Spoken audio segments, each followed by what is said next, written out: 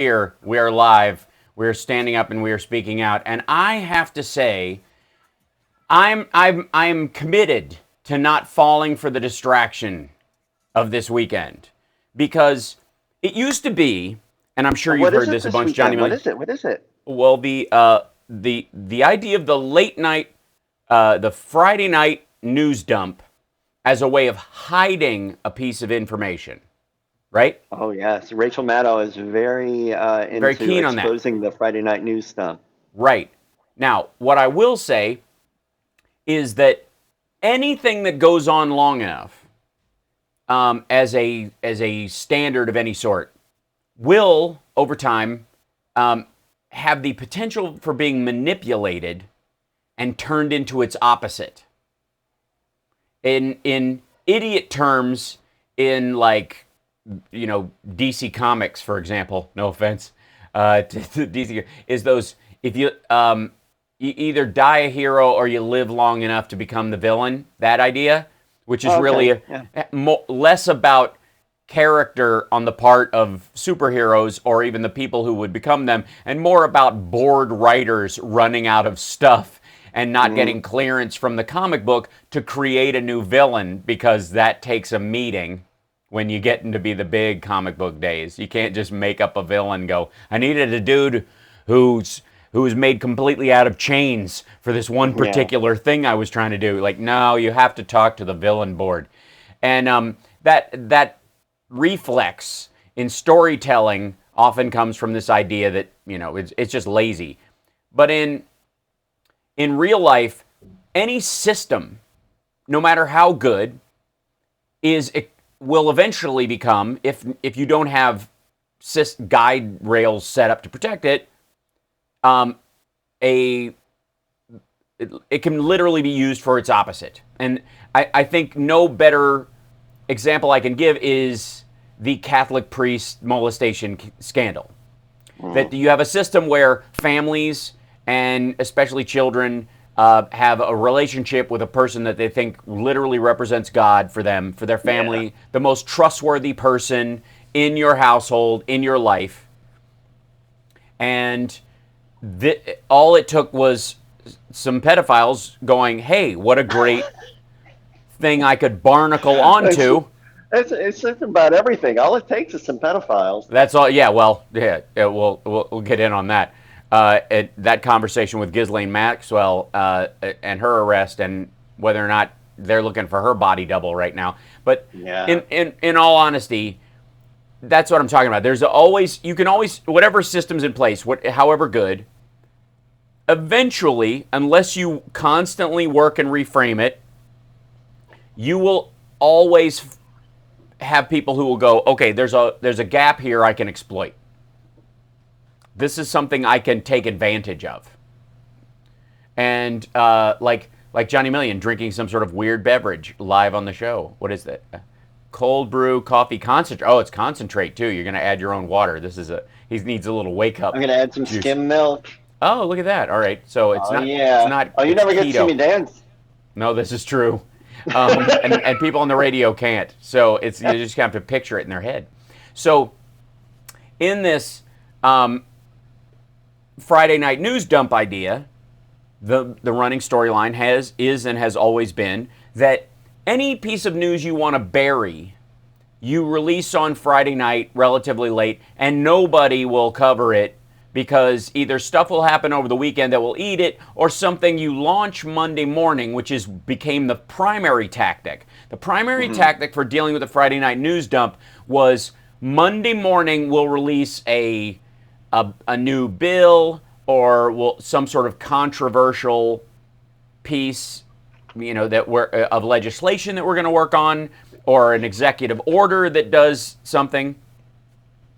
Those are all, that's how you do it. In case anybody was wondering how you do a proper Friday night news dump, that's how you do it. And it's not super complicated. Thank you, Hal Vickery, for the Saturday morning news dump. Which is what we should change the name of the show to in some ways.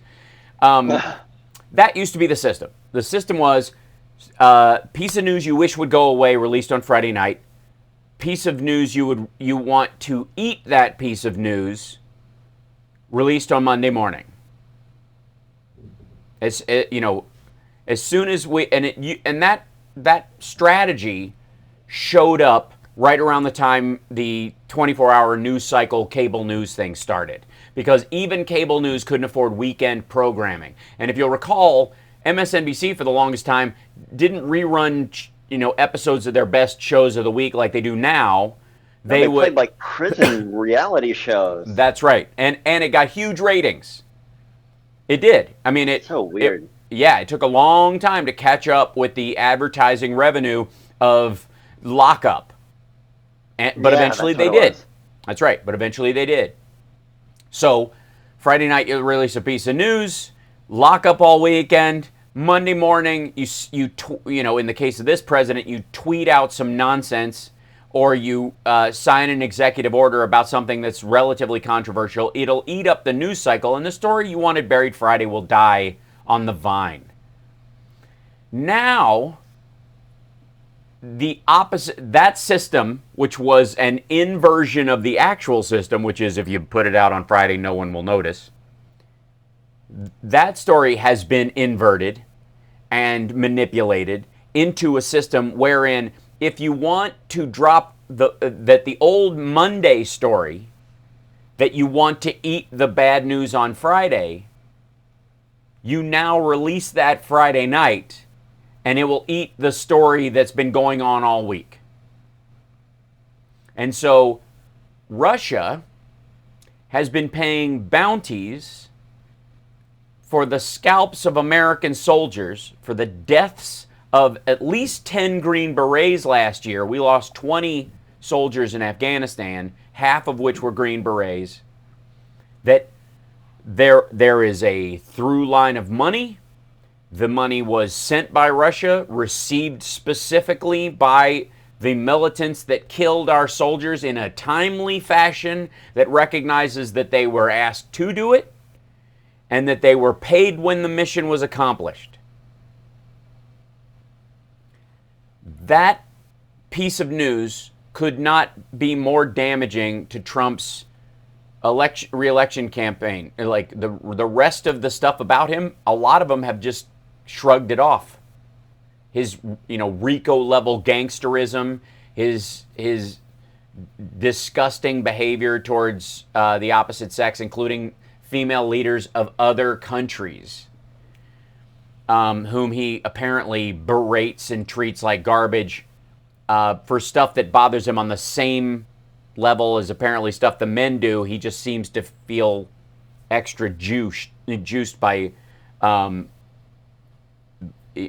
because they're women. How could a woman get away with this? Right, exactly. You can't talk to me like that. I only let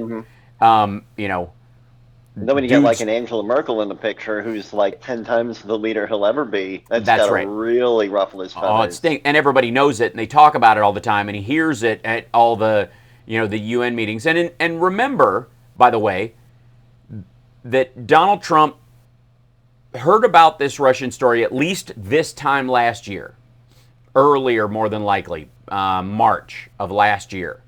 They have been following this ever since. Milley and Esper admitted that they were aware of these payments.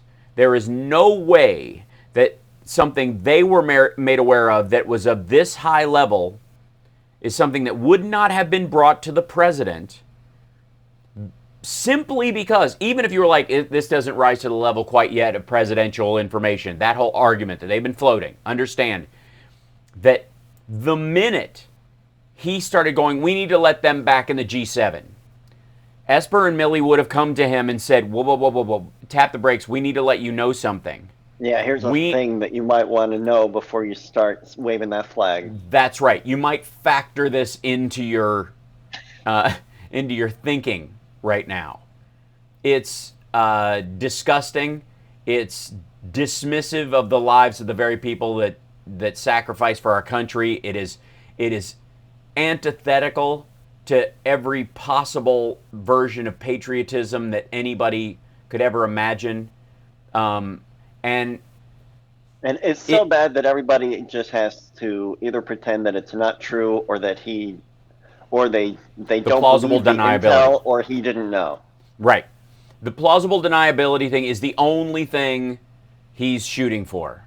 We got to take a break, but I want to remind everybody that all during this Roger Stone nonsense that came out yesterday and that's going to come out, Roger Stone was never going to serve a day in jail. Roger Stone was either going to have his sentence commuted or be pardoned after the election if and when Trump loses. This was always going to happen. It was supposed to be done later. They were going to let him roast for a couple of months and give him a tip of the hat, like, you'll be out, don't worry about it. We're going to cut this short. We'll let you go for 2 weeks and we'll say it's horrible and we'll use COVID as a reason to get you out or something. And then you'll stay home through the election and then I'll pardon you. That stuff, that whisper, that RICO BS was always happening, okay? It was always going to happen. The interesting thing is it's happening earlier than planned. And the reason it's happening earlier than planned is the polls are brutal inside and out for Donald Trump. Both his internal polling and his external polling just is a pile of flaming garbage he's trying to roast marshmallows on. And he does it every time he talks. Our inside polls are showing we're doing very well. Yesterday, he sat with a group of people from that were from Venezuela and Nicaragua, basically trying to do old school anti-Cuba Florida politicking. He let everybody talk at the table once. He was bored, he was fidgety, he was annoyed, and he started and ended the meeting with, remember, November 3rd is coming up, and it's very important. And it's probably the most important thing. I said the last one was important, this one might be, and I'll probably keep saying the last one was important, but we're now this is the most important, so don't forget about that. And then he left.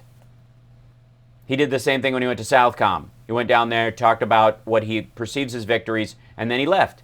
And these are all laser-focused minor campaign stops to be used in footage they plan on releasing in ads closer to the election. The getting things done ads.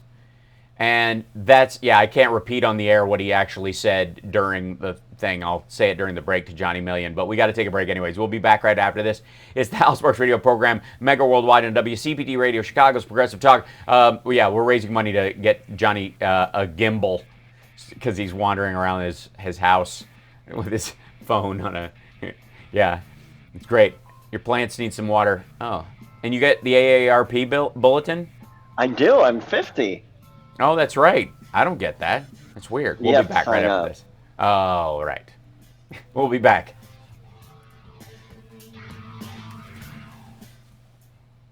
I'm going to find a way to put this phone down. I just wanted to do it during a break. I understand. Yes. Get some coffee. Get settled in. I understand. I'm with you. Hi, everybody. Hi, chat room. I'm not buying into this whole, like, oh, my God, random eggplant.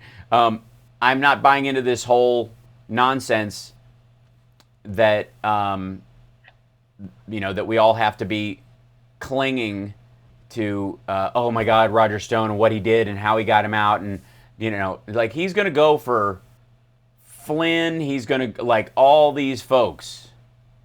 You understand? Like, he's going to, it's get all Flynn, these folks. He's going to, like, all these folks. Hold on. You understand? There you are. Pause. He's going to bail all these people out. So, hold on. I got to do this, and do this, and then this, and then, yeah. So, I just refuse to get sucked up in this nonsense. And I need my phone real quick. I'll be right back. Entertain them, Johnny Million. They're in your Hi, everybody.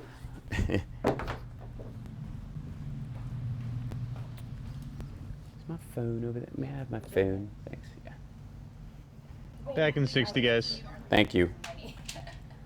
Now's the time because Hal's still got his live mic on his headset. That's where he needs to be like, you killed all of them. Yeah. Yeah. Killed them all. I got everybody. There's the last. Here you go. Hold on 1 second. I'm going to try it. So, there we go. I hate when I need a code to log into something last minute. Hi, everybody. Hi. Oh, a code that you have to get through your phone? It will be another write-in candidate for me this election year. Love you, House Sparks. No, it won't. What a silly, ridiculous, insane idea that is. So you're going to vote for Trump again this year? Yeah, right. A vote for anybody but Biden is a vote for Trump. Sorry, that's just how it works. This is Doris Davenport, host of The Doris Davenport Show, all local, all the time. Now let's get back to Hal Sparks' radio program, Mega Worldwide. I was going to play a clip for Johnny Million during the break, but I'll have to wait till the next one because it'll never last. That said, Donald Trump also thought,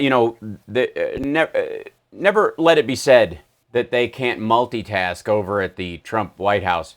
And largely, they have learned how to, in the same way that you would learn how to juggle chainsaws if 4 cars with chainsaws just drove by you and threw them at you. There would be a version of dodging and juggling that would occur as part of it. You'd probably you'd be better at dodging and juggling chainsaws if you survived that moment than someone who'd never been through that moment. That's basically it. That's the level of the multitasking that we see. And Trump went on Telemundo and had an interview with Jose Diaz-Balart and announced something, broke some news on DACA. Oh my. And the news he broke on DACA was a bunch of gibberish. I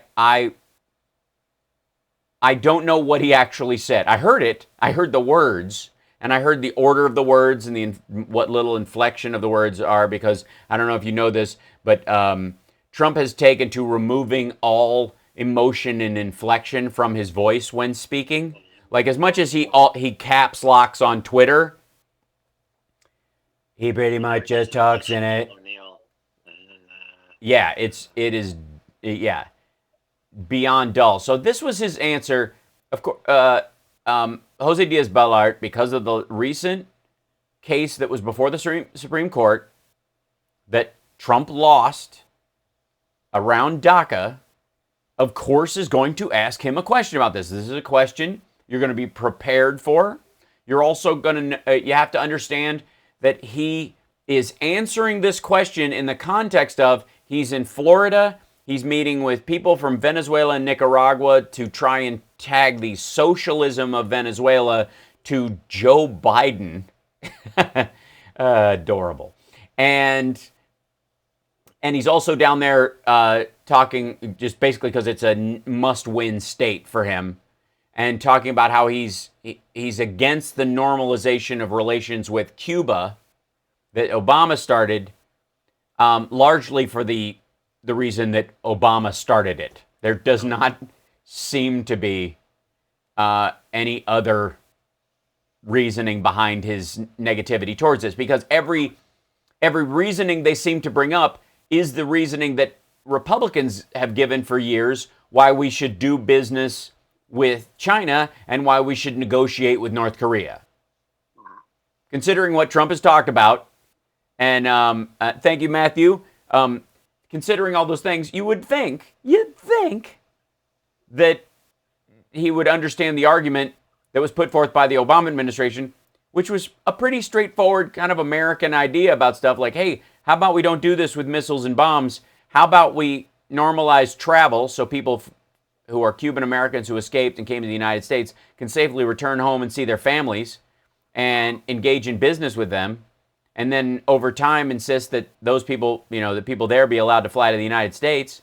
And then as we start going back and forth, it's a little hard to keep them down on the farm once they've seen gay Paris, as they say.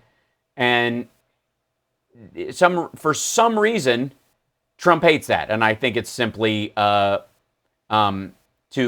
paraphrase my right-wing friends, brown man bad. Which is the orange man bad projection that they seem to have every time. Thank you, Billy. So, legalization, at least temporary. Well, what I'm going to okay, so he's talking about DACA. I'll back up and you can hear the whole question. This is Jose Diaz-Balart asking him about DACA. People, legalization, at least temporary. Well, what I'm going to do is they're going to be part of a much bigger bill on immigration. It's going to be a very big bill, a very good bill, a merit-based bill, and it will include DACA. And I think people are going to be very happy. In the meantime, we'll put it in, we'll take it out. I think people are going to be very happy with it. But one of the aspects of the I call it the hokey pokey bill. I don't know if you've Put it in, we'll take it out. Yeah, you turn yourself Is this about. the way everybody's going to have wonderful coverage. Everybody will be covered. That's precisely it. Yeah, that's precisely the argument. bill, So, which frankly nobody knows about until right now because I've told no other reporter. So you have breaking news. Congratulations. But one of the aspects of the bill is going to be DACA. We're going to have a road to citizenship. Okay, so that's which, by the way, this is him giving up on, like, he knows he'll lose 5% of his 37% base that he always, counts on, which he's losing anyways. He's going to lose 5% of that group no matter what he does, for or against. And so, in doing that, he's basically saying maybe I'll gain this other, a bunch of other people who seem, because DACA is seen so favorably. So I'll win votes by this. This is a Reagan move in his mind. That by approving DACA or putting it into a bill or trying to get it through or saying he's going to do it, this will win those voters over. And notice he said a merit-based bill, meaning that not everybody who's a dreamer is an American dreamer. Wait for that language to start coming out. This is about the American dream for dreamers. So if you're the kind of dreamer that would contribute to the American dream, you're welcome. If you've ever received an ounce of state or federal support money or any of that kind of stuff, even in the past, even if you made up for it, simply by advancing yourself in life, that was the baseline by which you grew into a major player in the American economic system, it wouldn't be enough under this system. By the way, Paul Ryan, because his father passed, went to college using Social Security money. But he would not be held to the same standard that Trump is talking about here. as an executive order, not as a congressional If bill. you look at the Supreme Court ruling, they gave the president tremendous powers when they said that you could take in this case, 700,000 or so people. You mean what Obama wrote and did as an executive order? What the Supreme Court gave to the power was once the president does something like this that allows people, to safely come out of the shadows, you cannot shove them back into the shadows or pretend that they don't exist. That was, it was just like don't ask, don't tell. Once you got past don't ask, don't tell into any kind of situation where people were allowed to make people, you're allowed to come out, you're allowed to be openly serve. You can't change that system anymore back to serving in silence because everybody knows now. So all you've done, now it's illegal to be gay or out as gay in the military. Well, the Supreme Court said, no, you can't do that. In good faith, the government said, come out of the shadows, be yourself, you're allowed to serve. And then, the Trump crowd come in and go, actually, and try to shove them back into the closet, as it were. This is the same thing. The Supreme Court simply gave tremendous leeway to what Obama did. But believe me, that's not the language that Trump's going to use. There's more to this on the other side of this. So we got to take a break real quick. We'll be back right after this. It's the Hal Sparks radio program, Mega Worldwide. We're on WCPT every Saturday, 9 to 11 a.m. Pacific time, 11 to 1 Central time, do the math, Eastern time, or throughout the world, wherever you may be. Welcome. It's midnight in Taiwan. Hello. Welcome to the show. We'll be back right after this. Okay. All right, I gotta find this clip. 1 second.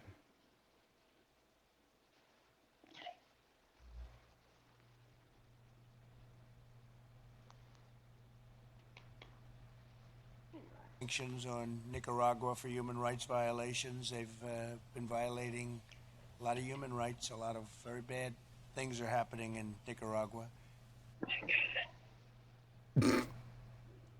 Did you catch that? A lot of very bad things happening in Nicaragua. No, he didn't say Nicaragua. Oh my God. What did he say? No. He said Nicaragua. In Nicaragua? Oh my God. Yeah, hold on. Things are happening in Nicaragua.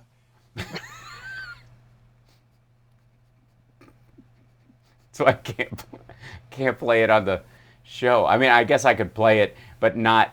I can't hear the clip. Oh, beg your pardon. I have to. That should go through there. In Nicaragua? Oh my God. That was me. Did you guys not hear that? It looks like it's going through. Things are happening in Nicaragua.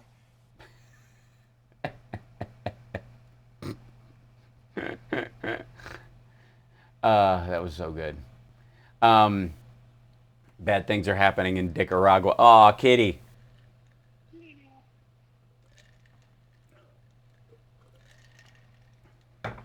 Oh, so hello. Look at her belly. She looks like she got a lap band. Is she? I don't know why I don't hear you very loud. You're a little quiet. No, I think she overgrooms. Oh yeah, right. Apparently, look out. I think your mic switched to the one in your headset as opposed to the one on your phone, which sounds better. Oh. I think your mic to Skype switched to your headset instead of the mic on your phone, which sounds better, I think. I can't tell. Stay warm, though. That's the important thing. Just relax. Lay back. Nope, now he's frozen. You know, it's because you're messing with the settings. Right. Yeah. I see. All right. Let's see. Yep. That better? Yes, much better. Thank you. Okay. Yeah, it was very Back in nice. 60, guys, and Thank you got you. 3 callers, Hal. Excellent. Is Johnny sick? No, it's just early for him or something, or he's just lazy. It's not Saturday. early. I ran 8 miles. I haven't had a ton of coffee. He's just easing into it. Yeah. I, on the other hand, it's 2 hours earlier for Hal. He's wide awake. Oh yeah, and I had 5 hours sleep last night because I went to bed at 2:30. Oh my goodness. Well, I fell asleep at 2:50 actually, because I just couldn't fall asleep. It's this like. I think it's just COVID, related, quarantine insomnia occasionally. Yeah. Yeah. So I saw what you said about his patiently waiting to go to see Hal's show again. Yay. Yes. Hi, Natalie. Yes. Johnny got up and ran 8 miles this morning. And now he's got a cat and eating his muscles. Now let's get back lead to such Hell's interesting Parts lives. program, Jealous. Mega Worldwide. Totally. So let's continue on listening to Trump describing his DACA plan, which is an executive order but a very big bill that he'll be signing in the next very short period of time that will include very happy with. that everybody will have everything you want and more, and yet less, and I don't know what else. So they gave powers. Based on the powers that they gave, I'm going to be doing an immigration bill. One of the aspects of the bill that you'll be very happy with and that a lot of people will be, including me, and a lot of Republicans, by the way, will be DACA. We'll give them a road to citizenship. When is this going to be? So he's going to sign an executive order on DACA. I would like to remind everyone that one already existed and that he fought it in court. And this is what he thinks is going to happen. I swear to you. This is what he thinks is going to happen. He was at one point trying to make a deal using DACA as leverage to get funding for his wall. Okay? Right. You'll recall this. Remember this? And so he told the Democrats, if you don't give me the money for my wall, I am going to rescind DACA, and all these kids who've grown up here, who know only the United States is their home country, who are basically undocumented Americans, who've been, or have even in many cases come out of the shadows, served their country in, something President Bone Spurs never did, and we're expecting citizenship because of it. None of them are going to get that. If you don't give me funding for my wall, we're not going to do this. And then it looked like, through the courts, that basically DACA was winning. So the Democrats said, we're not going to make a deal with you. You have nothing to deal with. Why would we give you this funding for this ridiculous waste of wall that you're going to build across cliffs no one crosses, on land the United States doesn't own? Private citizen land. You're going to use eminent domain on at least 100 families and individuals to seize their land, to build a wall that no one crosses, on land that no one crosses. Of course not. Go pound sand. And so they told him to go away. And what they chose to do was continue to fight this in the courts, all the way up to the Supreme Court, to the fail that happened week before last. That's what happened. And now the president, recognizing that he's on the wrong side of the DACA issue as far as voters go, that it is an incredibly unpopular position to take dreamers and use them as poker chips to, again, pay for a wall that Mexico was supposed to pay for across land that no one crosses. We have wall. We've had wall across like San Diego's border with Tijuana. We've had it at a bunch of, cross points. Just like we have going from Nevada to California, you have one of those, like, you're not carrying any fruit, are you? Those stops, because people try to sneak stuff through about 20 miles in either direction. It's not that, that's the primary places. Everybody that would go past that would either be in a vehicle so big you could see it from space, or the people themselves would perish trying, so no one does that. Which is why people are buying Home Depot ladders and climbing over it.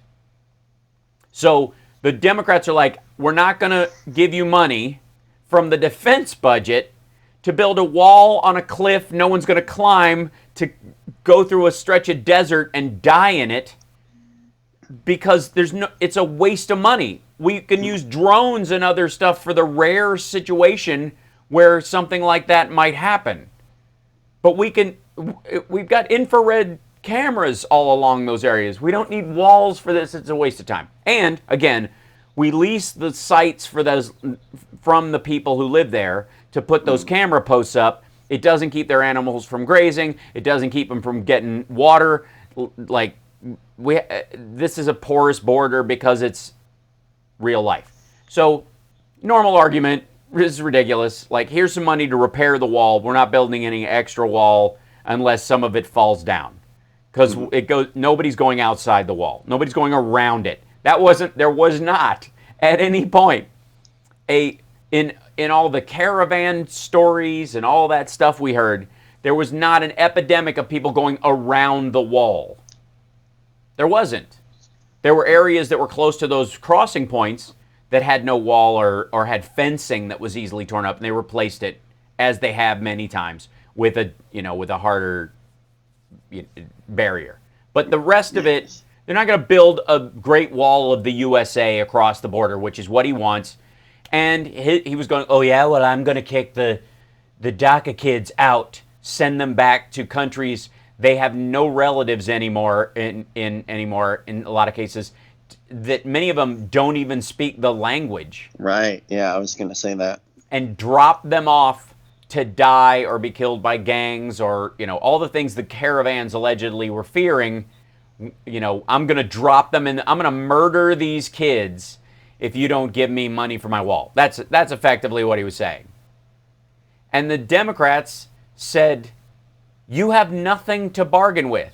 You're going to lose on DACA in court the same way you would lose in court with Don't Ask, Don't Tell. It's ignorant. and we're not going to put up with it. So this is his plan now. I would say over the next 4 weeks. We're all being. By the way, he said, what have we heard him saying we will get over the next 4 weeks over the course of his presidency? His taxes, their health care plan that is cheaper, better, sweeter, and has frosting and will cover pre-existing conditions. His plan for dealing with COVID, their plan for reopening schools that's different from the CDC's one, but's better and cheaper and smarter, yet tougher, but not as weak. Asked to wear masks. Yeah. Is it difficult for you to put on a mask? No, it's not. No, it's not. My fingers and thumbs work for the most part, except when I'm drinking water. Difficult at all. In fact, I'll be going to Walter Reed, I believe, tomorrow, and I think when you're Another cognitive test, maybe? in a hospital, you should definitely wear a mask. It wouldn't be difficult at all for me. You've worn them and you'll Yeah, start I've wearing worn more them. of I've had them? them on. Will we see you wear I them? think you guys, if you'd like to. Yes, absolutely. I mean, I think hopefully I'll look good in a mask, but I've had masks on, and I think you have pictures of me with. And by the way, he is not talking about his weird orange spray tan face, for the record.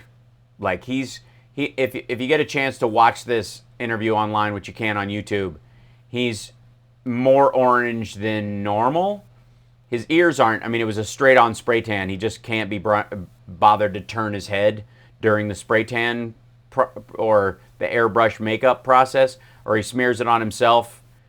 But the makeup line that he has is one of the strongest I've ever seen. No, I think in certain settings like a hospital, I'm going in to see some of our troops. I'm going in to see some of our COVID workers, people that have done an incredible job. I'm going tomorrow night sometime, and I'll be wearing a mask. The numbers of Now he's wearing a mask. new people infected are going through the roof. Hospitalizations, more than 435 new hospitalizations in Florida. The deaths have been on the increase. Los Angeles had a 100% increase in the number of deaths over last week. You have called yourself a wartime president. Is the United States losing the war against COVID? No, we're winning the war, and we have areas that flamed up, and they're going to be fine over a period of time. But unfortunately, we had this plague sent in from China, and it's a disgrace that they didn't stop it in China. They should have stopped it. I put the ban up. If we didn't put the ban, it would have been much worse. If we didn't do a closure, we would have had millions of deaths instead of where we are. Oh, by the way, this is a reminder that there were 40 other countries that closed their borders with China, and China stopped travel out of Wuhan before this.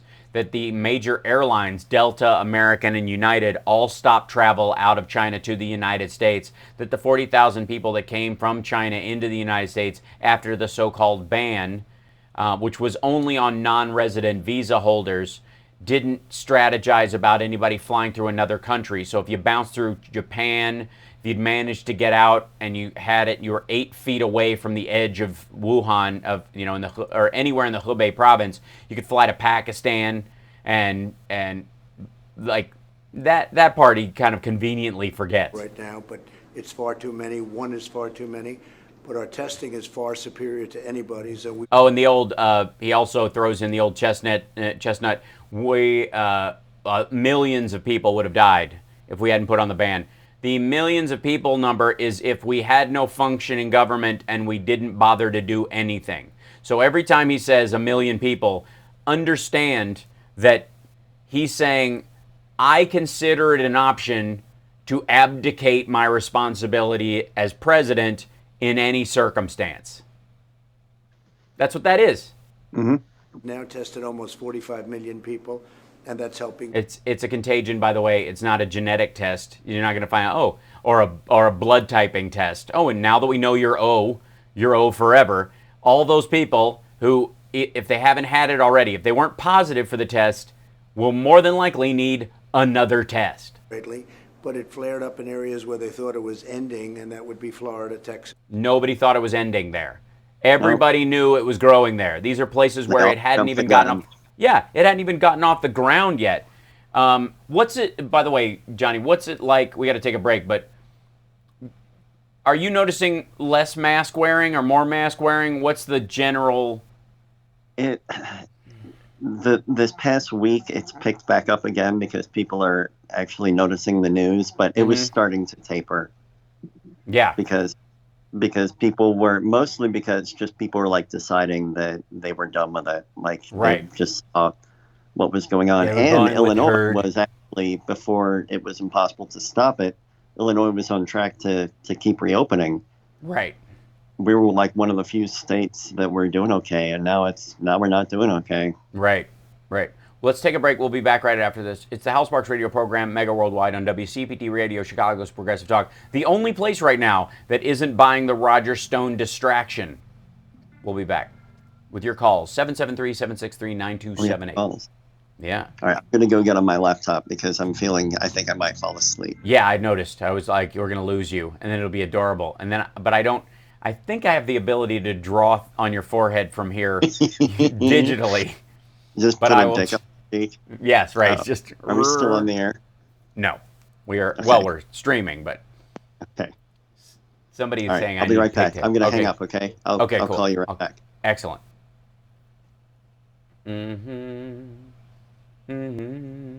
Okay, there we go. It's just me and you for me. Whew. Yeah. So I'm operating on very little sleep, because all this news stuff happened last night, and I had to, Billy, I know you guys noticed that he was, I'm like, dude, I felt like a cat being hypnotized. Here in Oregon, we have mandatory masks in public. Nevada has the same thing. The only way it works is if they say that, and if it's the governor who does it. Someone's talking about Chicago ICE offering classes to civilians on arresting immigrants. Yeah, I saw the news story on that. I did not have a chance to dive into it, Mimi Hart, but we will at some point.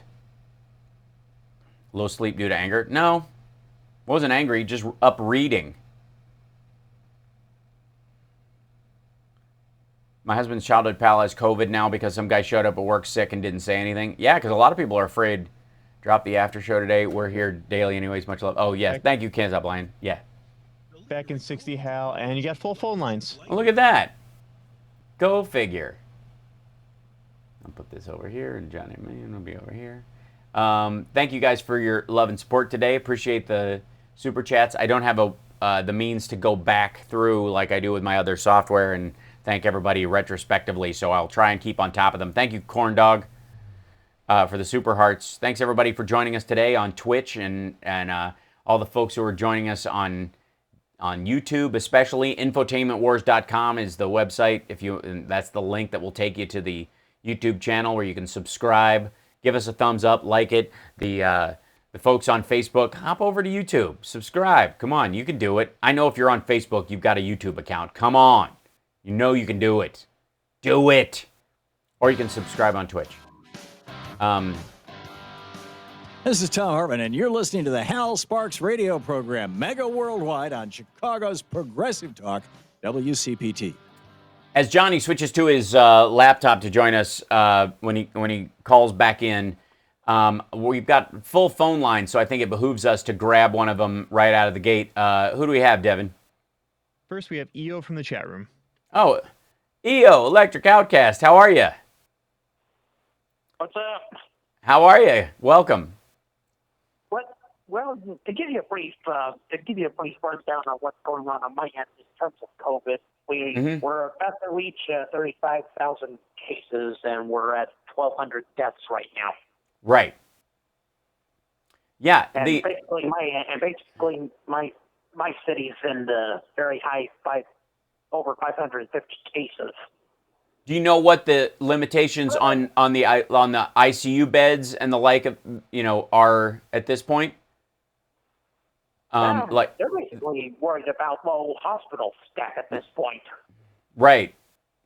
Yeah, because that's the other thing they factor in. We talk so much about beds, but we don't really talk about the fact that the people who are dealing with this sickness, the people who are in danger of getting the highest viral load through exposure, which is one of the things that contributes to you dying, is the amount of virus you were exposed to, the viral load. Those folks are dealing with this every single day. They are dealing with the trauma of this every single day. And, it's nice that they're getting applauded. We hope that at some point they will get, so like hazard pay, as it were. But in the process, it's incredibly important that we recognize what they're going through. Yeah. Anyway, if I could get to my own point, yeah, what I was going to call you about. So obviously, the Supreme Court ordered Trump to release his tax returns to the state of New York. Mm-hmm. Well, not quite, but yeah. Right, but I was talking with John Fugelsang on Sirius XM last night about a what if scenario that occurred to me when that happened. Like basically, the reason why Trump is basically in the White House to begin with was because he didn't think that Barack Obama was a U.S. citizen. He was basically a burglar and kept being the driving force in that movement. Mm-hmm. And so I wanted to ask your opinion. Do you think that Obama could have used those tax returns as retaliation against? No, I don't. See, I don't think he's I don't think he's interested at all. That's the thing. It may be one of the frustrating things for some people about Obama and Biden is that they don't seem to be in the revenge game. That seems to be Trump's entire thing. I think also there is a little bit of, if the guy's already on the ground beating himself up, why keep kicking? So a lot of this has been, sort of standing back and letting him do damage to himself, including the release of Roger Stone, because this will not end well for Donald Trump. If I can interrupt you for a second. Sure. I can understand now, but I'm talking about back then, like back when Barack Obama was still president. How do you mean? Could he have used Eric Holder to go after? Trump's tax returns? No. You've been in your tax. No, because it's not mandatory. It's not, legally, there's no reasoning for it. That's very Trump reasoning. Trump is like, Obama, Biden need to be in jail. That he's just talking out of his tuchus. There is no element of this that has any real legal bearing. The SDNY and the EDNY and possibly the Washington AG, the DC AG, they may have reasoning to go after Trump for election fraud, campaign fraud, and financial fraud because of the description I gave a couple of, or maybe it was yesterday, or the day before on the daily stream, which is there are two kinds of crimes that we expect Trump may have engaged in, one or the other, and this is what the case in SDNY is about, and what they need is taxes for. Besides the fact that he paid, he used someone else to pay Karen McDougal and Stormy Daniels cash that came from him that was basically a campaign payment. That when you pay people off to keep silent, that is an in-kind contribution from anybody who may have paid it, meaning, money he gave through David Pecker or Michael Cohen. And so that's a litigatable case about campaign finance. It's pretty minor, it's a misdemeanor. He probably wouldn't be able to be in charge of his own campaign again or something, in the same way that his kids aren't allowed to run a charity or be involved in charity in New York State anymore because they're criminals. But that's, it's a rich person punishment. The problem Trump has is that Michael Cohen, in front of Congress and in court, stated for the record to both SDNY and to the Congress that Donald Trump inflated the worth of his properties and his net worth to get loans, and deflated the worth of his properties and his net worth for tax purposes. So what you normally have is a situation where somebody's got a property worth $20 million and they want to get a loan to buy another one just like it. So they lie and say the building is worth $40 million on their loan application to get this loan, right? And the bank loans them money they should not have gotten. That's bank fraud. You're defrauding the bank and the lender. You're pretending you have collateral. You do not. If the building goes under, you can't pay it back. Those kind of things. And so that in and of itself is one crime. That's bank fraud. The other version is you have a building that's worth $40 million and you tell the IRS it's worth 20. And when you tell the IRS it's worth 20, you're committing tax fraud. The reality is that on multiple fronts, according to Michael Cohen, and what he said both in court and in front of Congress, is that Trump constantly did both with the same property. He had a $30 million property that he told the bank was worth 40 and the IRS it was worth 20. He committed both crimes on every piece of property that he had. This is why he's keeping his taxes and his financial records, specifically from, why they're trying to get Mazar, his accounting firm, from giving his records. Now, the courts have every right to those because they just by investigating one of those crimes, they can get the balancing technical documents. So the idea is that, and I talked about this yesterday a little bit on the stream, that was, let's say the SDNY is saying Trump lied on his taxes. He said this property is worth 20 and it's really worth 30. We know this. He's lying on his taxes. New York State, because the property is in New York State and he pays taxes in that, and he was a resident of New York State at that time, that lie is germane to our legal system in New York. It's not a federal thing. It's a state, the federal prosecutor for it is the highest ranking DA in New York.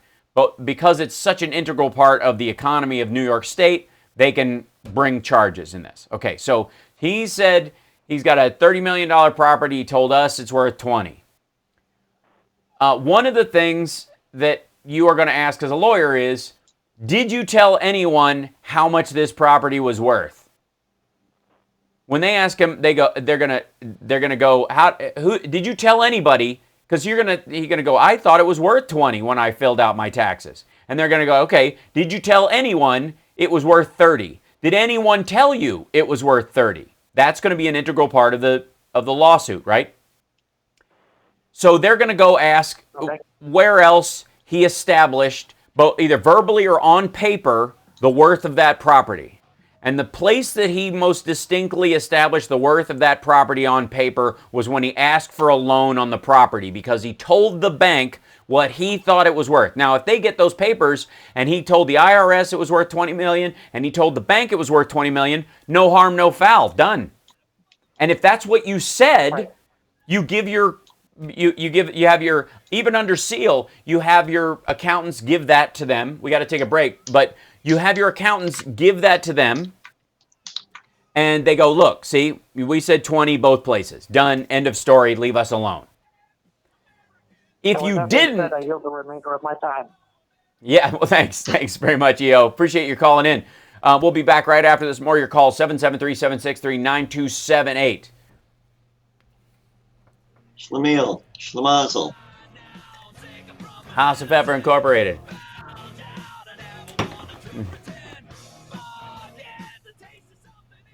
There is a, yeah. Yeah, there is. There's a lot to I'm glad you said it. Thank you, Raphael. Thanks, everybody, and thanks for the super chats, you guys. Thank you for the support and the patrons. We love you. You're awesome. We appreciate you. You're fantastic. And let's see. Yeah, David K. Johnson is under the impression that Donald Trump is going to get indicted when New York gets his tax returns. And they What don't about think David S. What about David S. Pumpkins? Yes. Well, I don't know if you know this, but according to the QAnons, oh yes, that is a big jar. It is not. It doesn't have anything in it currently, because it's not working on this. I don't know why, but I'll take it out for the time being. I don't know what's wrong with the tip jar. It's not. It's acting wonky.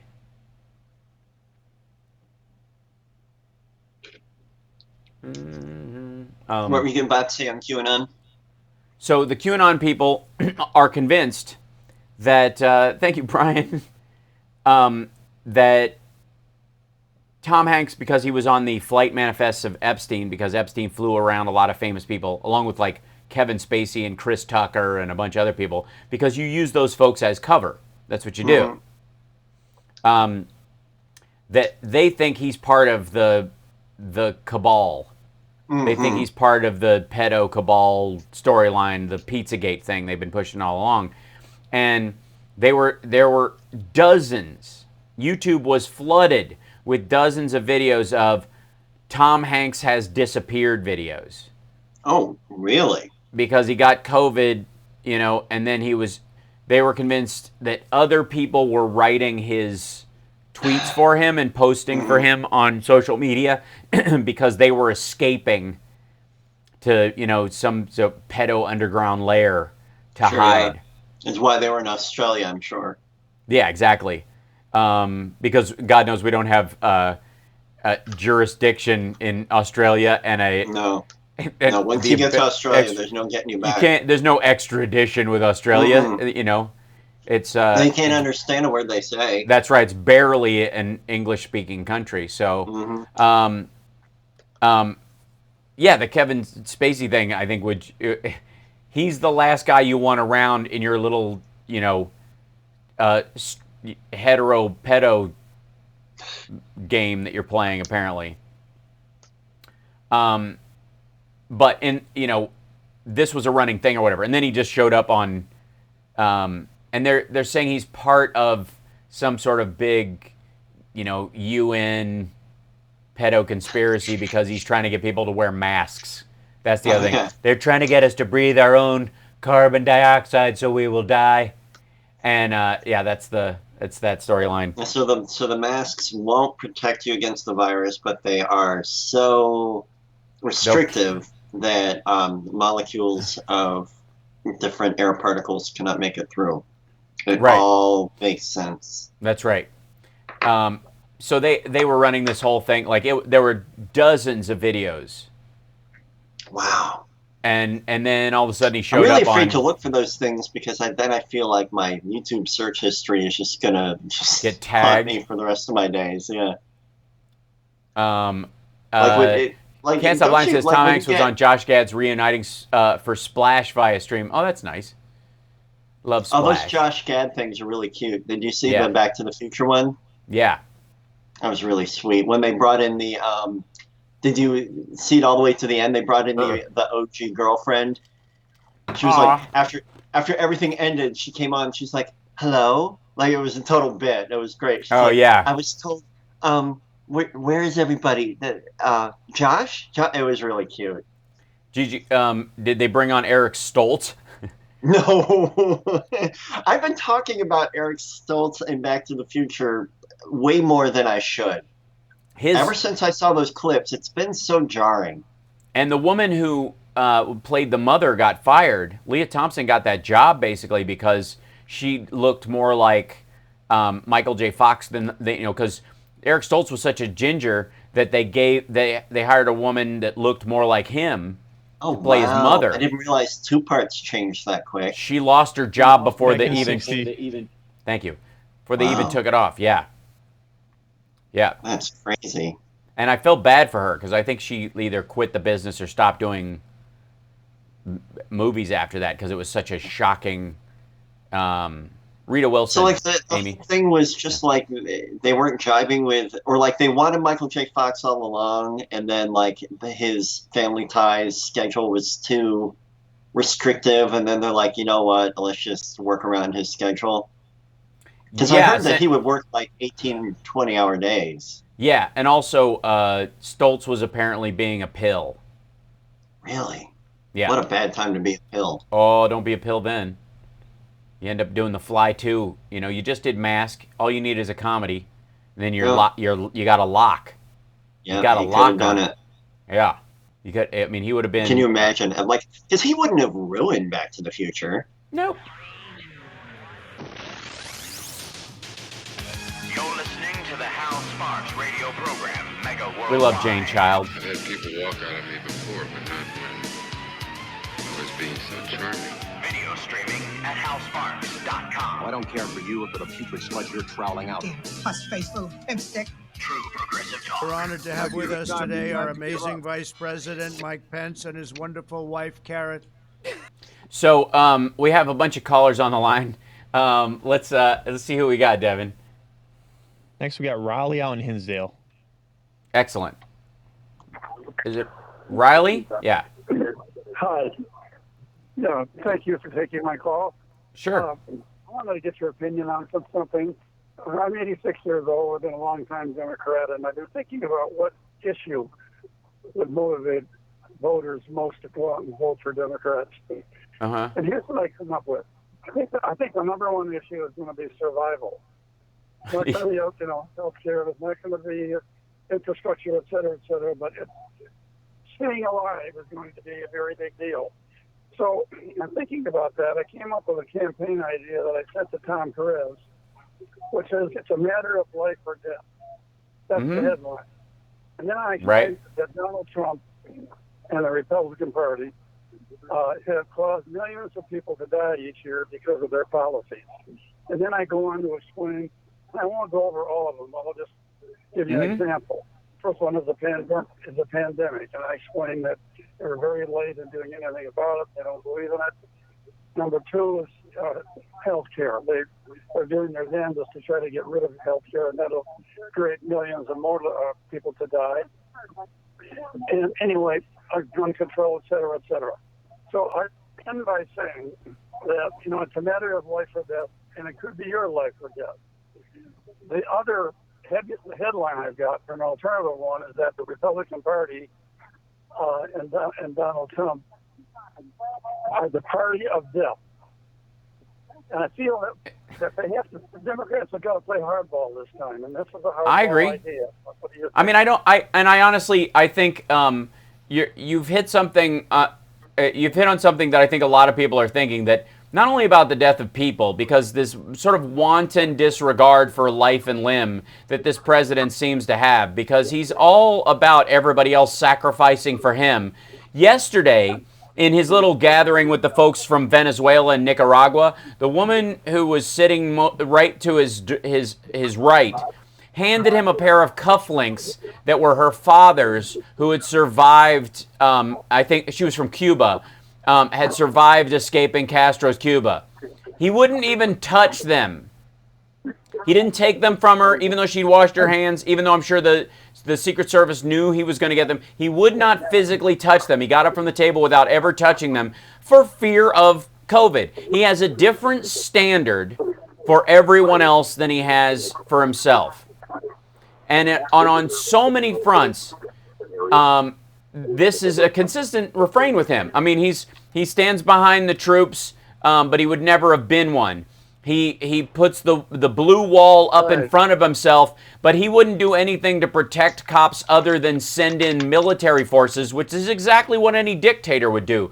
So the death that you're talking about is not just the fact that the wanton disregard for the life of Americans, just simply by not wearing a mask and insisting that people wear a mask, and speaking to his followers specifically, who are many of the contagion points we're seeing right now, are Trump supporters. The Tulsa rally itself was a super spreader gathering. His simple act of, like, everybody wear a mask for the foreseeable future, and we will solve this quickly by cutting links out of the chain that this disease uses to get places.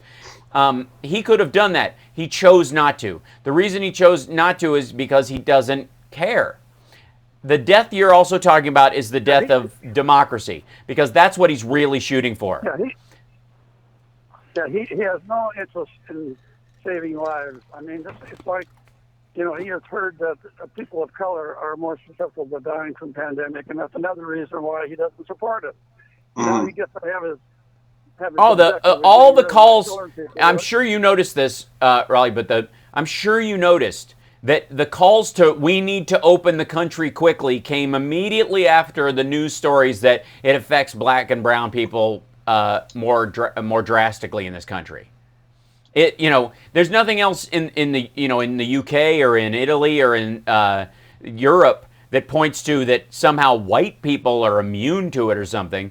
He just heard that brown and black people in the United States are affected more heavily by it. Therefore, well, let's get it open. Kill two birds with one stone, quite frankly. And it reeked of that. Many of the people making the calls for we need to open immediately, it sounded so drastic, so quick, that it goes beyond the kind of I don't care if they die to, oh, this might be useful. So I absolutely hear you. I need to grab another call, but I think that they are trying to effectively murder democracy in the process. So you're not wrong. Let's grab another caller. Devin, who do we have? Next, we have Ron out in Michigan. Excellent. Hey, Ron, welcome to the show. Thank you, Hal. Hal, I wanted to talk about Tucker Klansman and Trump's attacks on Senator Tammy Duckworth and her not being American enough. Give me a break. There's no.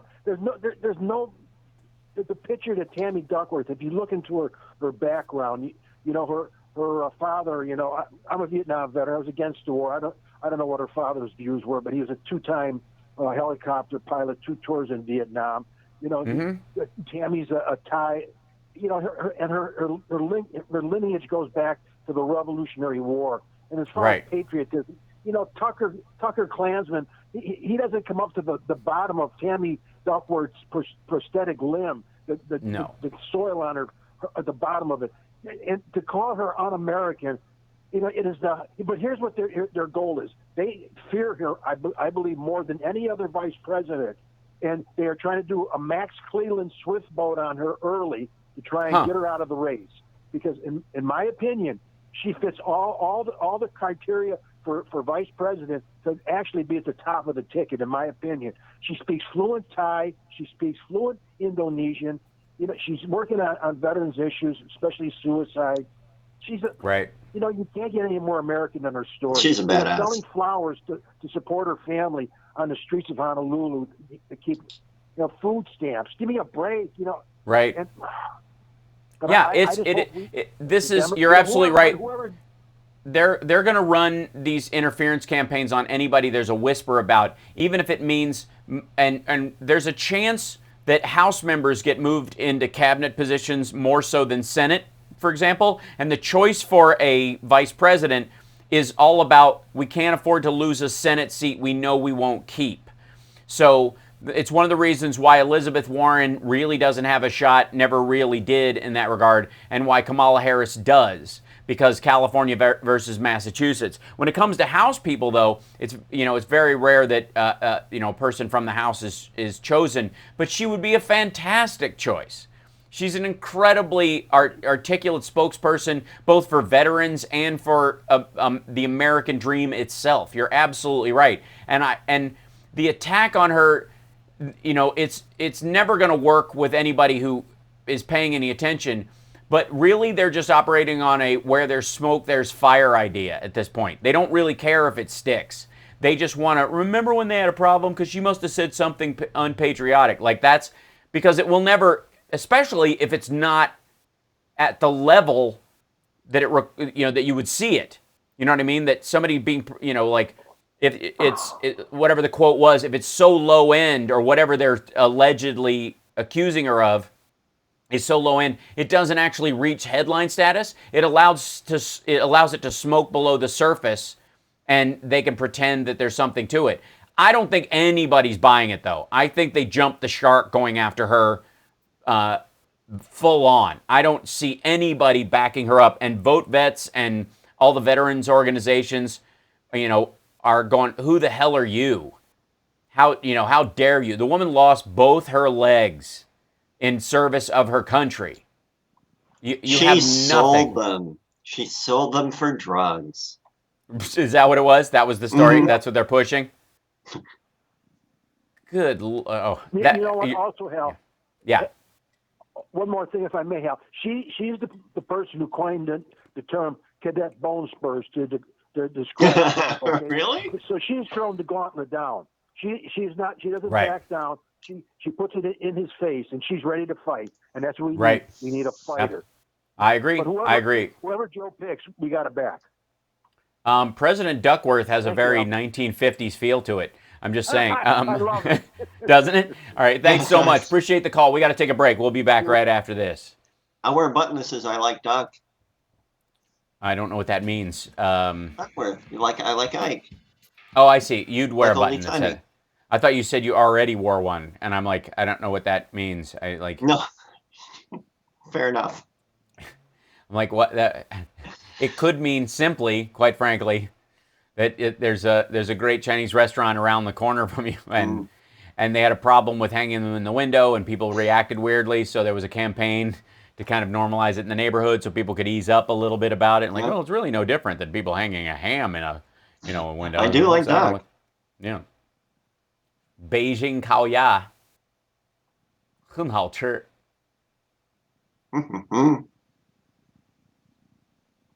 Yeah. So cases are up 55%. Cool. Yeah. Hey, Rich Deermeat is now following me. What? I get all these crazy follows during our Oh, shows. I see. Rich Deermeat's a pretty Rich awesome name. I Deermeat. hope it's a real name. We got a good crowd in here today. Everybody give us a thumbs up. Give us a like and subscribe to the show. Think about supporting the show via patreon.com/HalSparks. I know you hear that all the time, but from lots of YouTube things, but that's because that's how things run around here. We don't have Tucker Carlson money, and the George Soros money, just those checks aren't clearing. I don't know. I print as many of them as I can on my printer, and none of them go through. I don't understand it. I mean, I got his signature off of something. He seems okay with it, right? I mean, it's a commie conspiracy, so he should be fine with me just taking his money, right? Back in 60, guys. Thank you. DeSantis is live now on COVID spike in Florida. Yeah, that whole thing. Did you see that a play in 4 acts where somebody took screenshots of a guy's Facebook page that was said, "I will never wear a mask." Then he went to Florida to some resort. And he's like, "It's not even packed." Then there was a shot that said, "This COVID really sucks. I can barely breathe." Then there was a screenshot of his obituary. Whoa! I thought for sure it was a prank. It's all real deal. Like, he got COVID and died like 4 days later. Jesus.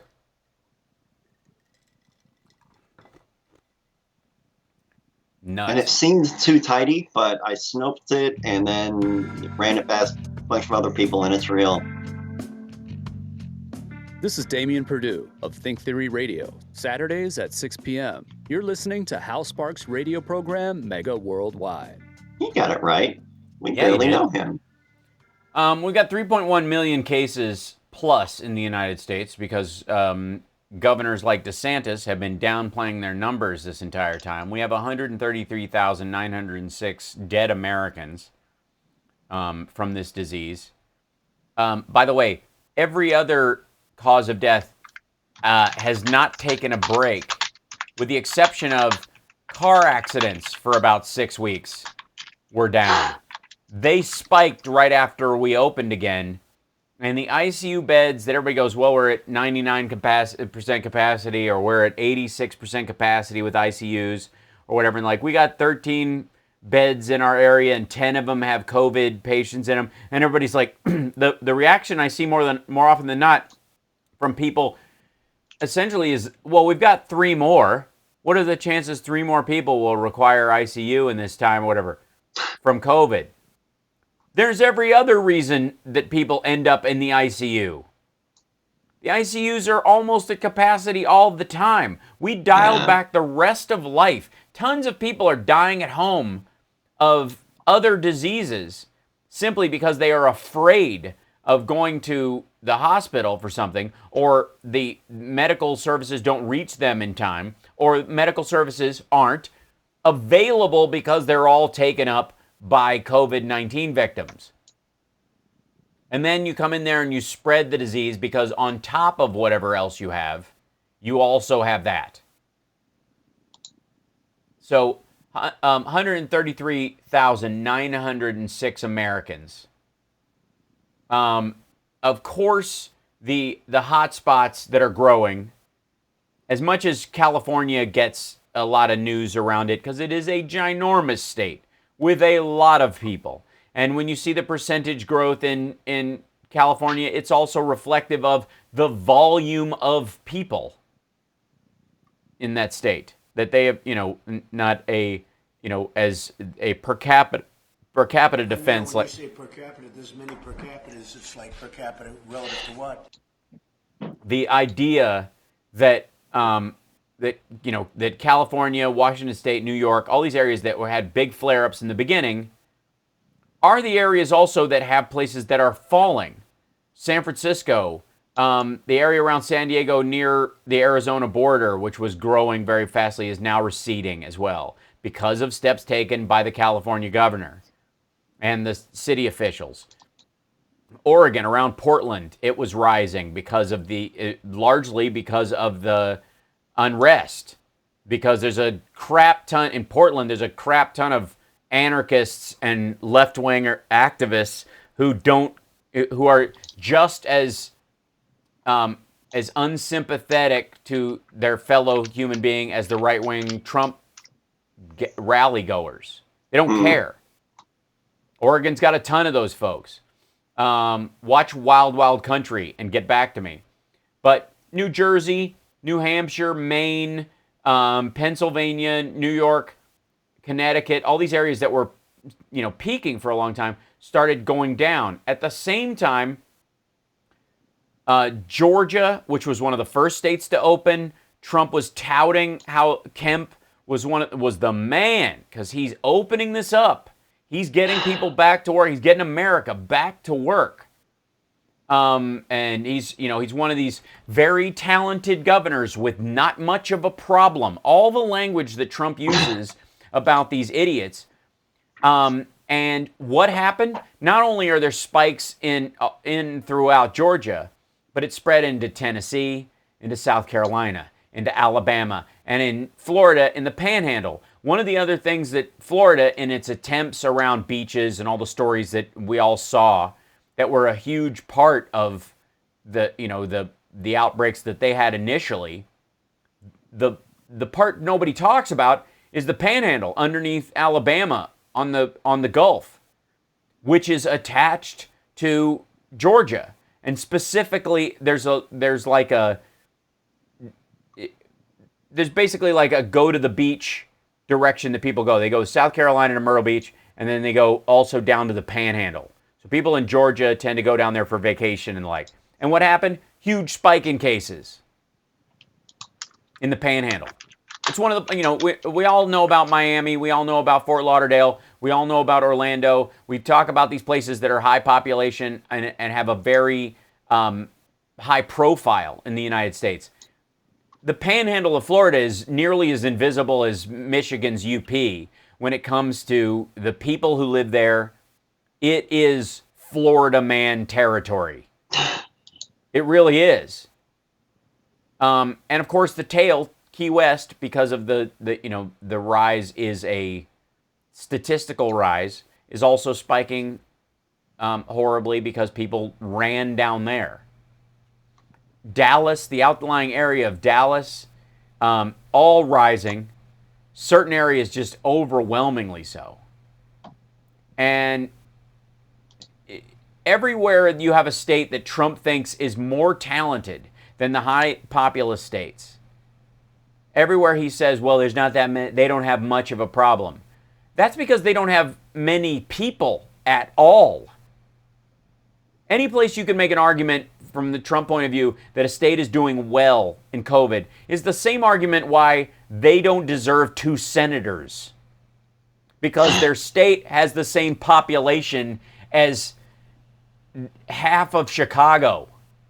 Chicago doesn't have 2 senators of its own, but it's got an equal population to Wyoming. As the rest, like we have to share our senators with the rest of Illinois. Whereas Wyoming gets 2 senators, many of whom, by the way, are the Dick Cheneys of the world who work their way up, and the Liz Cheneys of the world who work their way up into the upper echelons of power as senators. undeserving of that impact because they effectively are electoral college-esque senatorial seats. There was never the amount of settling in those areas. And by the way, that is, I think, one of the things that is going to change and is causing the purpling of these states as we build an infrastructure worthy of this country and bring broadband and what will eventually be 5G from an American provider. Thank you so much, Michelle, for joining us on Saturdays. We're blessed to have you. As we bring that to these what used to be the flyover states, you're going to see an increase in the volume of human beings moving out of the big cities into brighter, wider swaths of land. For the people who realize that they could work for Google or these other big tech firms from home. It's one of the ways we'll bring back the airline industry. It's one of the ways there'll be a snapback. It's one of the ways that the real estate industry and the investment in real estate will help grow the economy back to where it was initially after this is over. This is all going to be part of that. But in the interim, you have these states that have 2 senators and 1.2 million people living in the state or whatever. And those are the states that Trump says are doing great in this pandemic. They've got very talented, their governors are much more talented than other people. Meanwhile, those talented governors have a hard time managing an entire state with the population of Sacramento. So all of these situations are largely rising. Any place where cases are going down, it is literally because there simply are, these are the small counties with few people in them where everybody doesn't talk anyways. Farmland, farms that are far apart. By the time somebody gets sick, they die before it actually, between now and next Sunday, they don't get a chance to go to church again. They catch it Monday and they die Thursday night. That's why there's some of these, blue counties in these states, and it's horrifying. It is a virus killing itself off. But in these high population areas, it is up to the citizenry and the leadership of those areas to handle this stuff. And all during this time, Donald Trump is saying, it's a liberal hoax. They're just trying to ruin this. They want to keep schools closed. They're trying to attack me. They think this helps them politically. And then he goes about saying we need to open schools again. By the way, after this next break, I'll be getting back to your calls, 773-763-9278. The big push this week was to open the schools again. We got to open the schools again. We got to open the schools again. Okay, you want to know why he wants to open the schools again? Because working people need someplace to park their kids during the day. Mm-hmm. That's it. He's not worried about kids getting educated. He actually thinks that because kids don't tend to get it, even though we don't know when the ones do get it and die from it, we don't know why. Because it's not like the normal hypertension and obesity comorbidities that adults and elderly people have. It's other stuff entirely. Don't even get us started on the blood clotting and the ischemic strokes. This is all, simply the push to open schools is his last-ditch effort. They're looking down the pipeline and they're going, the economy is not going to recover within a window of me being able to say everything's fine. It's duct tape. They're putting duct tape on it to get it up and running until we get to the economy. It can crash afterwards once he's in office again. Yeah. You said until we get to the economy. You mean until we get to the election? Well, until we get to the election. Once the election happens, it can fall apart and he can go, this is because they wouldn't do what I said. Yep. And that's going to be the plan throughout. We got to take a break. We'll be back right after this with more of your calls. 773-763-9278. We have a Discord. You can join it if you behave yourself.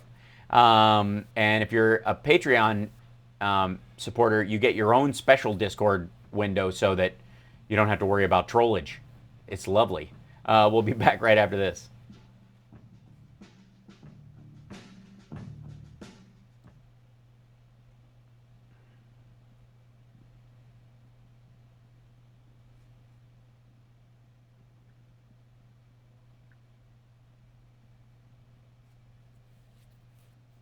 Yeah, the ICE teaching people to gather, stuff, I think is a political thing. I don't think a lot of them. I have a disco. Yes, I have a disco, not a Discord. It's a disco. We just all party in there.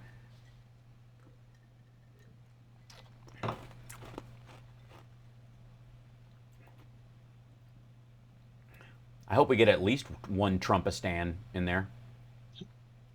Also, like Otisburg. Yeah. Otisburg? Sorry, Mr. Luthor.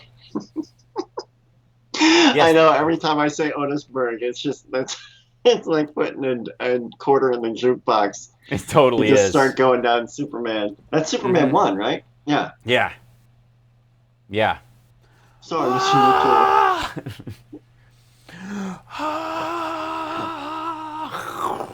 Is that him turning back time? Son.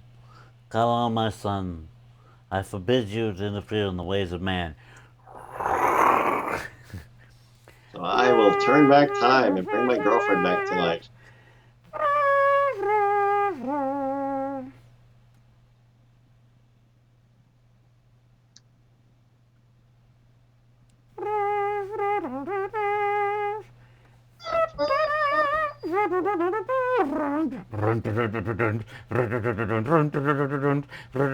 Naked boy. Oh, that was weird.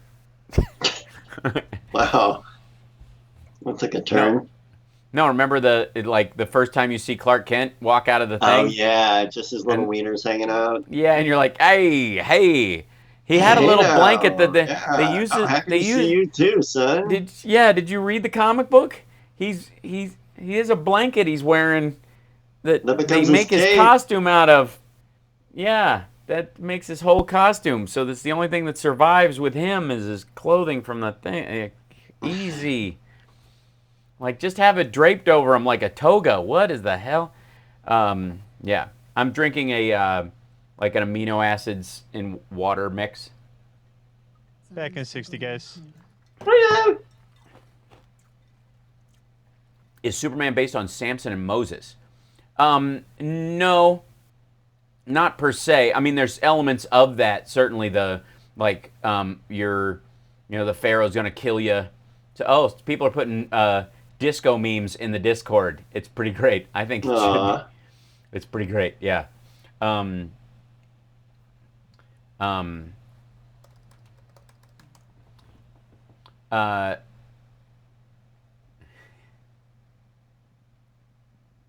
So there's elements of it, like, Moses being put in the river to protect himself from the Pharaoh and all that kind of stuff.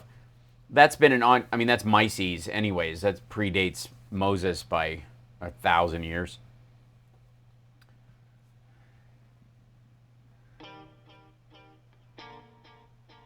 I'm Dick Kay from Back on the Beat, and here is the mega worldwide radio program with Hal Sparks. Welcome back to the show. So we have more callers in there. It's a good time. Who do we have next, Evan? Next, we got Paul out in Seattle. Oh, right on. Hey, Paul. Seattle Paul. Welcome. Hey, how you doing? I'm good. Hey, so yeah, I guess it's fair to say at 133,906 end of today, we can call 134,000 deaths, which the Department of the University of Washington Department on Metrics projected their revised projection, I think it was in April or early May, was from 75,000 deaths by the end of May. They revised it to 134,000 by August 1st. So we're beating that by 3 weeks here. And 70,000 daily infections as of yesterday. Fauci said last week, I think it was, 4th of July weekend, that he shudders to think that we would be approaching 100,000 per day. But realize when it was at 50,000 last week and now it's at 70, that is a 40% increase. And so if you have just at that rate, 40% of 70 will put us right at that 100,000 mark by next weekend. Yeah. That is what qualifies as a runner. That's a runaway freight train. Yes. So you know the song in 1971. Jethro Tull released a song called "Locomotive Breath," which was about population explosion. I don't know if Ian Anderson really had it in mind that this is what he meant. He's probably shuddering to think how right on he really was 50 years ago. But this 100,000 a day, and I guess what people, this is what it shocks me that this election is still even is thought to be close, and it still is. Nobody can really take it for granted. The Democrats can't take any of this for granted. No. Even as bad as it is in the news with how corrupt it is last night, somehow the Democrats still are in the position to have to be credibly proving things, whereas the Republicans always just make. But I need to be inspired, Paul. Paul, I need to be inspired. I'm not inspired by normal functioning government. It's just not. It has no oomph. Yeah. You know what I mean? I need to hear, lofty words. I need Biden to have rallies and stuff like that, even in spite of the fact that I've been saying that Trump shouldn't be having them because it'll kill people. I need, he's incorporating the best ideas of the people he ran with isn't enough. You know what I mean? The idea that he would operate the government within the confines of the legal structure we hope exists for every human being, that's not enough. The fact that he's supportive of every minority getting their shot, the fact that he's, I don't know what the shit, excuse me, wow, I got back into my normal radio thing. Sorry, we got to pull out of the radio. Thank you. I will do that. I do regular stream. It drives me crazy. Heard you do that. This is what well, it's what happens when I stream every day.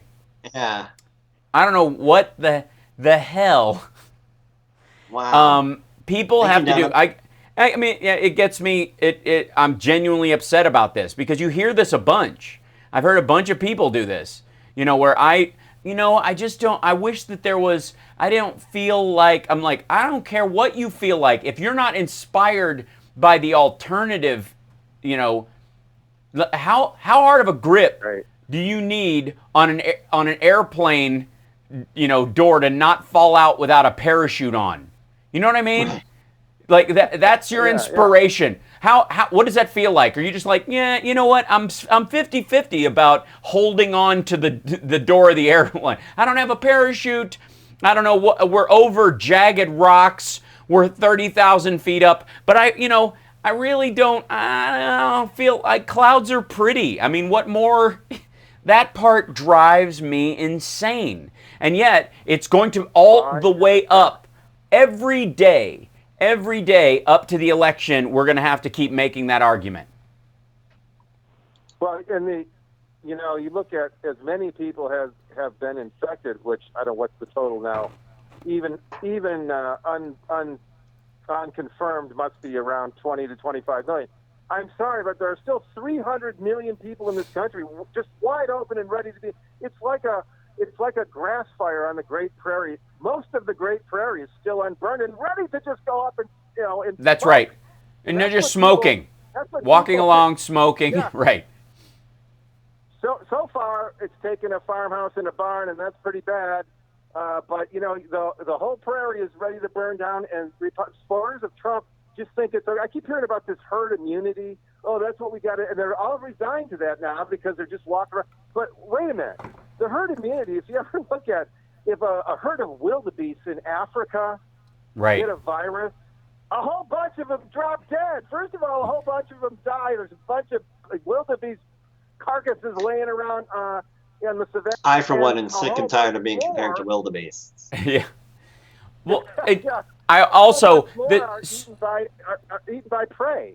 That's right. While they're slowed down with the disease, even if they would survive it. That's the other aspect of it. Everybody who talks about herd immunity, every single person who brings up herd immunity thinks that they won't get it. Right. That they're going to be the asymptomatic case. That they're going to be like nobody who's for herd immunity thinks they're going to get the bad dose of it where they end up getting a leg amputated while they're on a ventilator for 90 days and they die. Young and healthy with no comorbidities. If there could only be an ad with Ronald Reagan's voice saying, "The only people who are for herd immunity I've never been infected with COVID. You know, that's right. That's kind of the way he said about people who are for abortion. I notice are still living. Right. It's just like they don't even follow their own. They don't even follow their own memes. That herd immunity is for everybody else, but not me. But I still want to walk around with. It's just amazing to me. And then lastly, Hal, I mean, just tell me what you think of this. Is that why is it? You know, Republicans talk Benghazi, and people say Benghazi. And I was actually in a bar one time, and a guy said, "Yeah, what do you think about that Benghazi stuff?" And I just went, I played dumb. I said, "What about it?" He goes, "You know, Hillary." I said, "Yeah." I said, "What happened?" And he finally got to the point where he said, "Well, look, buddy, if you don't know, I'm not going to tell you," because he didn't know. He didn't know. So that was the Tammy Duckworth. That was the Tammy Duckworth point I was making earlier. Is that even in those cases, they count on a certain level of where there's smoke, there's fire. Now, keep in mind, none of them you go like, if you were to respond with, did you see that video of Trump making Jeffrey Epstein laugh? I wonder what he was saying to him that made him double over and get uncomfortable laughing at whatever Trump said. I doubt they wouldn't know what. Him blush. Yeah, I doubt they'd be able to feign ignorance on that part of it. This is an ongoing issue. And by the way, none of those people give a crap about the legitimacy of the story that Russia took out bounties on our soldiers, and it's ongoing. It's still happening. And over the last year, Donald Trump has gotten multiple briefings about this. It is on record. The House and the Senate are both demanding his PDBs so that they can prove it, put it into the record so that everybody can see it. And what has he done in the last year towards Vladimir Putin while he has known this? Insist on him getting back into the G7. When he was not welcome back into the G7, Trump floated the idea of inviting him to Mar-a-Lago anyways when he held it there, because he was planning on holding it at his own property. He was going to invite Putin, even if he wasn't allowed to be a member, just so he could be 2 rooms over. I don't know, with a glass held up to the wall, I suppose. But, you know what I mean? Like, he just needed to be nearby so that Trump was just tired of having to have his phone open to him in all these meetings all the time. And, just like Jared did in the meeting in Trump Tower.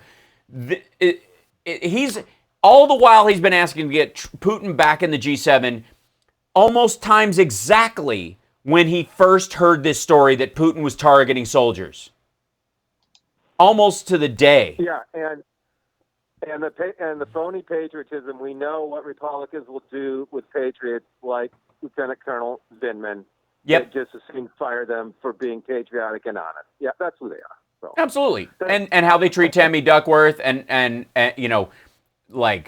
friendly fire incidents being what they are. The reality that they were like, we support the troops while they're sending them overseas to Iraq, who never attacked us on it. Like the whole thing. Like Democrats, like we were all like, okay, there are camps in Afghanistan. There might be an argument for pushing back on these things.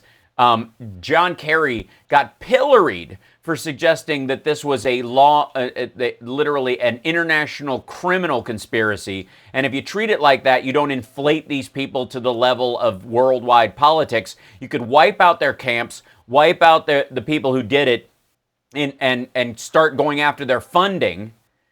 But nobody wanted to do that. It's much better if we could just invade Afghanistan and eventually, under Trump, hand it over to the Russians, because that's what this is about. Every step, and we got to take a break, but Paul, I think you more than anybody will understand this. Every step Trump seems to be making right now for whatever Trump Tower Moscow he's going to get after his presidency seems to be with the purpose of giving Putin monopoly over the energy going into Europe, either by the Russian pipelines scuttling the Ukrainian ones, or controlling stuff coming in through the Strait of Hormuz with their connections with Iran and their control of Afghanistan. They want to strangle Europe with power so that they can eventually destroy those democracies. We got to take a break. We'll be back right after this.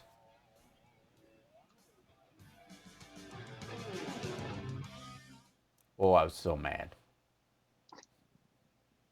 It happens. You said a bad word. I did. We're all right. Oops. It happens on cable news. I can occasionally do it on. Since I've been streaming, I've been streaming every day. I don't have the limitations that I have on it the rest of the time. Even though I do try to dial it back at times. That was the thing. Currently listening via Periscope, watching no video, and only commenting here. Bizarre. Sure, Cosmic Rose. Why not? It works.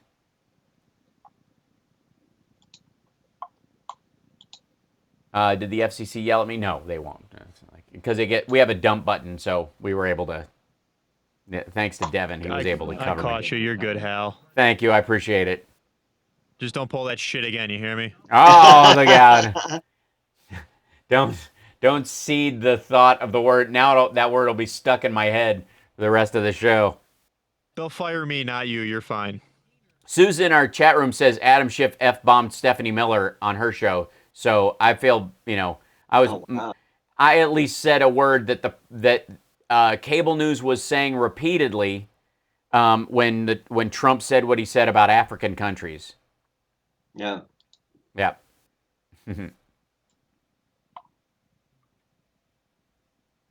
Yeah.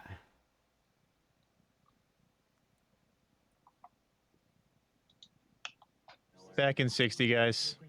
Yeah. Thank you. He's so nice. I don't know why you're so mean to him. To Devin? Mm-hmm. Oh, well, he clearly. Up? Yeah, nothing. He was.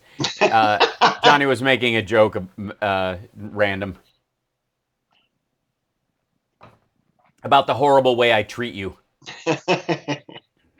I'm used to it. Joe Walsh threw a binder at my head once. Trust me, you're fine, Hal. Oh, thank you. All right, well, I got to step up my game then, but I am very far away. Suze also says De Niro F-bombed CNN. That was fun. I did see that one. Oh, that's fun. It's sometimes it's hard to talk about Trump without swearing. It really is. Oh my gosh. I look forward to when we all get back to our proper Victorian behavior. Yes. Sink me. Be a proper fop, Proper fop. Welcome back to the Hal Sparks radio program, Mega Worldwide. It's now time for the happy ending. Yay! If you can have one in a pandemic. I suppose there's some movement on the tuberculosis vaccine having some effect. And according to David K. Johnston, because of SDNY's state-related charges, that even if Trump were to resign before the election so that Pence could pardon him for his federal tax crimes and the federal charges of bank fraud, on the state level they would still be strong enough to stop him. Thank you, James Etling. Appreciate it. Dedicated to Devin. Yes. So, according to him, Donald Trump is going to be indicted if the business records do not match up, which is what I was saying. Like I said, I think there are two crimes there, not just one. They are looking for one, but they will find a second, no matter which one they look for. If they look for the bank fraud, they'll find the tax fraud. If they look for the tax fraud, they'll find the bank fraud. And David K. Johnston says, I have a lot of his records. They won't match up. Yeah. No kidding. Also, right now, Trump is dealing with the fact that there's a piece of tape of him saying we have 15 cases and it's pretty soon going to be going to 0 because we've handled it very well. And I think President Xi is doing a great job and it's very transparent. And yeah, so in the last 14 days, we are seeing per capita spikes. Very important distinction to be made here. And when you say per capita, there's many per capitas. It's like per capita relative to what? Capita? Yeah. In California, Texas, Florida, Arizona, Louisiana, North Carolina, South Carolina, Tennessee, Nevada, Iowa, Utah, Oregon, Idaho, which is horrifying, mm-hmm. Delaware, And then every other place is just on had a bump and then is on a slow arc upward. Like North Dakota and West Virginia, Montana, Alaska, Hawaii, the Virgin Islands, Oregon, Ohio, Indiana, Washington, Minnesota, Wisconsin, Michigan. These are all, cases as we find them. Now, the steady rise part you could attribute to the rise in testing. If indeed that rise in testing correlates to the rise in positivity, or fluctuates, meaning more cases, lower percentage of positive, because what you should be doing is testing so many as you increase testing that you're finding fewer positives. The reality is they're pretty much still just testing people who think they have it or go to the hospital. We have never left the first wave. Good point, Wes. We have never left the first wave. We are still in it. And we will never have a chance at a second wave. And especially in places like Florida and Arizona, it is incredibly frightening what this will do to the population over time. Arizona and Florida both are states with a lot of elderly people. A lot of old people move to Arizona for the dry weather. Stay away from the moisture because it helps them breathe and all those other things. Florida, jokingly called God's waiting room for a long time. Tremendous number of retirees down there. And what has Trump's response to this been largely over time is, there's mostly old people die from this. Mostly. You mean 43%? That they're a majority minority, or a minority of the majority, what have you. They're not an overwhelming majority, is my point. Thank you, Ginger. Holy smokes, appreciate it. Thank you. And don't forget to give a thumbs up, to like and subscribe to the show. We appreciate you being here every week. Let's take another caller. Who do we have, Devin? I know we have one. Next we have Roosevelt from Midway. Cool. Hey, Roosevelt, welcome back. Hal, thanks for taking my call. I'm going to be, I know you're running short on time, so I'm going to be super quick here. Appreciate it. In that meeting yesterday, to the right of Trump was Mario Diaz-Balart. That is Jose Balart's brother. He is a Republican congressman, a bootlicker for Trump, by the way, just like what's his name, Rubio. Barr. And oh yeah. That guy, Mario Diaz-Balart, he had COVID back in April. Now, if I remember correctly, you can correct me. He didn't have a mask on yesterday, and he just got out of it. That tells you something. Right. Oh, go ahead. Well, I was saying, and by the way, that's if you're facing it head on. If you're looking at the round table, he was on Trump's left, your right, and then the woman to Trump's right, on our left, was the woman from Cuba who I said gave him cufflinks, and Trump wouldn't even touch them for fear of catching COVID. Now, arguably, Mario, if he's had it, will have antibodies, can't carry it. And so Trump is only going to allow people increasingly into his inner circle if they've already had it. And so those people who were, non-mask wearing, who ended up asymptomatic, you watch. Kimberly Guilfoyle will be the new Hope Hicks as soon as she moves through her infection. She's got it. She tested positive. As soon if God willing, if she survives it and doesn't end up in the hospital in a way that embarrasses him, which is also part of this, she'll end up being even closer to the inner circle. He'll spend more time with her than he does with Don Jr., which I think was already true. But go ahead. Yeah. And Hal, in closing, Yeah. Francis Suarez, the mayor of Miami, had a meeting at El Dorado with Trump there and the president of Brazil, who has it now. President of Brazil has it now. Suarez had it back in May. Okay? Right. All these guys, and isn't it a coincidence that the three countries in the world that lead in COVID are the United States, Brazil, and I believe Russia. Russia's either third or fourth. I'm not sure Yeah. about Russia.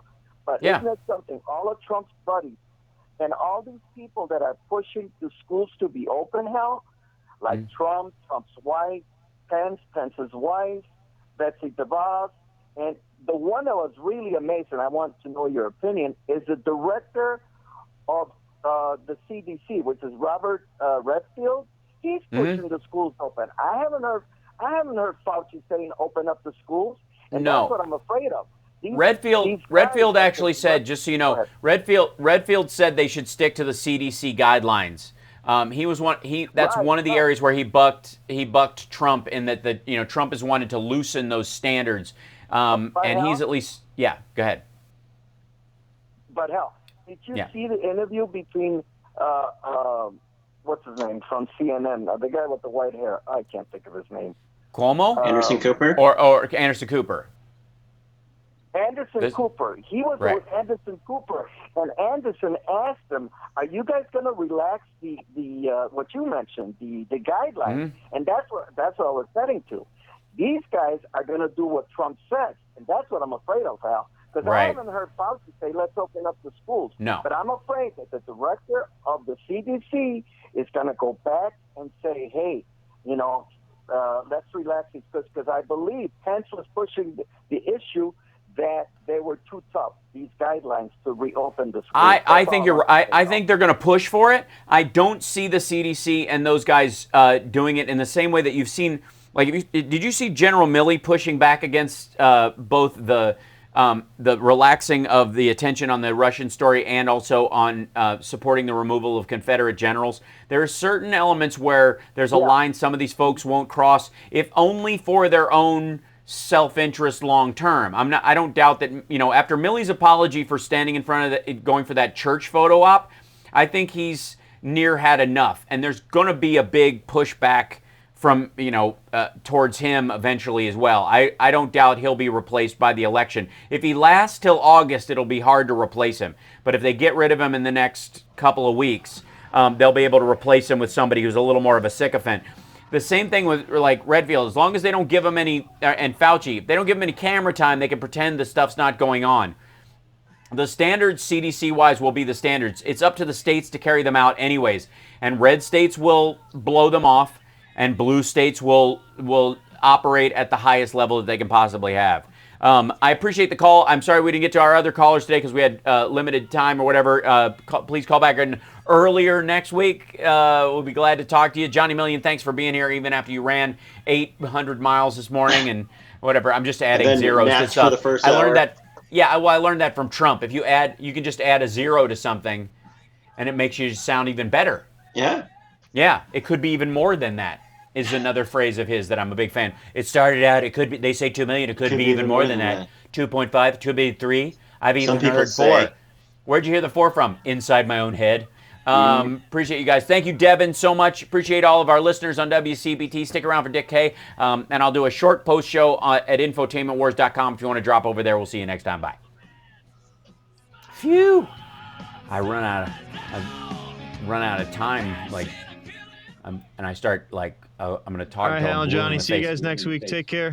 Thank you, Devin. Appreciate it. All right, I'll sign off on that. Bye. There's a weird doubling sound effect that I get in my headset from some of that. And thank you guys for the super chats today. You guys have been awesome. Thank you for your support ongoing. It's amazing. We agree on Confederate flags, Amy. Absolutely. They need to go. They are flags of another country flown on American soil. They are, they are literally. You might as well fly Nazi flags on the bases where we launched the Battle of the Bulge on our side, like at Pearl Harbor. You know what I mean? Like, why wouldn't you just put the Japanese flag at Pearl Harbor Harbor while you're at it? Why don't you do that? Yeah. So these. And we'll remind everybody before we. I'll let you go, Johnny, because I know you need to rest. You've been through a long day. I got things to do. You do. You're useful as well as ornamental, and people need you. Thank you. Absolutely. So when you go out, wear your mask. Be safe. I will. I've got a Appreciate cute you. little guitar mask. Oh yeah? Mm-hmm. That sounds It's in cool. my car right now, where I'd show it Oh to you. yeah, I leave mine in my car too, because I Yeah. figure I wash it regularly, but also the heat and sun sanitize it in a way that Sure, even yeah. just I've leave got it a on the rotation dashboard, it'll of just 3 cook it. masks right now. You what? You have a rotation? I have a rotation of 3 masks. That's good. Yeah, I have those kind where I swap out the filters in them as well. Oh, nice. Yeah, big space masks. It's a good time. But be safe when you're out there. Thank you, Ursula. That's amazing. Do the same. Love you guys. Yeah, okay. Bye. Bye, Johnny Million. See you later. Cheers, bye. There we go. Just me. There we are. And then I'll take this off, and then I'll talk to you guys, and then here we go. And yeah. Scoot this down a little bit over here, and maybe over here, and this software is a little wonky comparatively. So, hi everybody. I feel like now I can speak freely. Now I can actually, go in here and play. Things are happening in Nicaragua. And I need to grab that footage and pull it down over there. Okay, let's see settings. Let's see.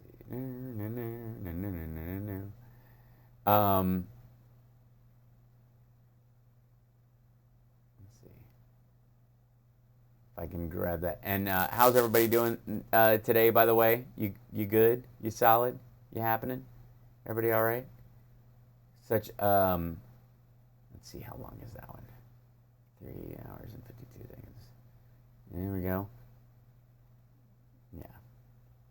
I'm good. I'm good. I'm glad I look marvelous. I'm definitely operating on very little sleep right now. Yeah, I just couldn't go to sleep last night. It was the weirdest thing. Oh, nice, Ginger. That's fantastic. I still think you need to teach a class on writing. I'm just saying. Yeah. I think it'd be a big hit. Just saying. Lawrence Block taught classes on writing, and that dude was a machine. Yeah, I'm gonna sign off early today, guys. Just because I'm gonna start fading before too long. It's probably why I slipped and swore on the show today, because I'm operating on 4 hours and change of sleep. Yeah. I think we could scrounge up a kitten though before. Shall I scrounge up one kitten before we do this? Shall we? I appreciate it, you guys. And I still have to go to the gym today too. So yeah, been doing good though. This is it. This is the current frame. So I've still got to build this out a little bit. I've been working on. I was working on that right up till we got to the pandemic, and then that stopped. So, but I've got working on my V-taper. Arms are doing good. Still got to build a little on my left arm. I'm a little lopsided because I'm right arm dominant. But hold on, I'll grab a kitten and see, or maybe even a full-grown cat. It's hard to say. I am? I didn't mean. Oh. Did you guys hear that I was coming for you? Is that who it was? All right, I'm coming over the wall. I'm going to bring a kitten. And hi, guys. Hello. Hello. Hi, Hobbs. How are you? Yeah. This one? Aw. Is this Mickey? Yeah. Hi, Mickey. How you doing, sweetheart? But I was napping, but I was relaxed. I don't know how to do this. Huh? Yeah. Hold on. They just took off running. Here we go. Hi, Mickey. Mickey's a sweetheart. Yes, you are. She takes a little time warming up. Yeah. Hi, buddy. There you go. Hi. Look at that. Hi. Look at this little guy. Hi. What? You okay? Yes. You a good kitty? Aw. There it is.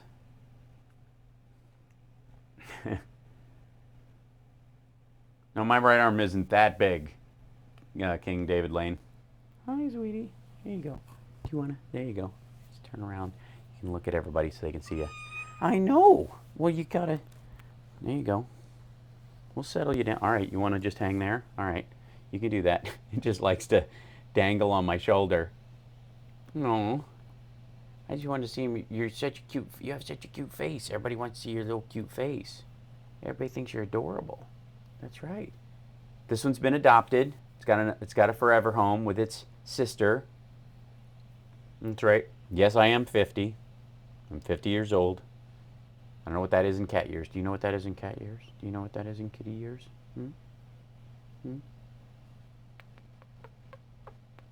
Yes. Mew. She's all right. Richard, thanks so much for dropping by. Appreciate it, brother. Yeah, so we've got, I guess technically all 4 of them have potential homes. 2 of them still have to, have a little meet and greets with the cats to make sure that they're a good mix, right? Right, Mickey? But Mickey and Rocky both have this. Yeah, Wes, I'm not going, I think classic shape is the best way. Oh, thanks, Sarah, for the bits. They're like 6 weeks old, I think. I have no doubt we're going to have another batch when this is all done. Yeah. What you doing? What you doing? Look at that. They got forever. Yeah, they're going to have forever homes. Hi, you. Where do you think you're going to go? Where are you going to go? Huh? Where are you going to go? Yeah. This little sweetie. They're just so nice. Look at this. Oh, hi, Cassie.